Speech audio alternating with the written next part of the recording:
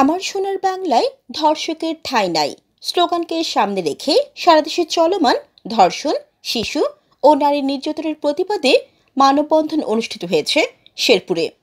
সোমবার বেলা 11টার দিকে শেরপুর শহরের কেন্দ্রীয় শহীদ মিনারে এ মানববন্ধন অনুষ্ঠিত হয়। এ সময় দেশব্যাপী সকাল সন্ধ্যা চলমান ধর্ষণ, শিশু ও নারী নির্যাতনের বিচারের দাবিতে মানববন্ধন এবং বিক্ষোভ মিছিল করেছে শেরপুরে বিভিন্ন শিক্ষা প্রতিষ্ঠানের ছাত্রছাত্রী সহ সাধারণ মানুষ। এ সময় রাশেদ, লাকি তালুকদার, মামুনুর রহমান সহ অনেকে বক্তব্য রাখেন। বক্তারা কম সময়ের মধ্যে মাগুরায় আসিয়া ধর্ষণের ঘটনার বিচারের দাবি জানিয়ে বলেন, দেশব্যাপী চলমান ধর্ষণ, শিশু ও নারী নির্যাতন বন্ধ করতে হবে।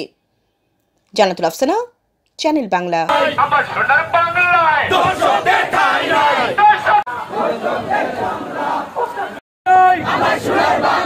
আমার সোনার বাংলা।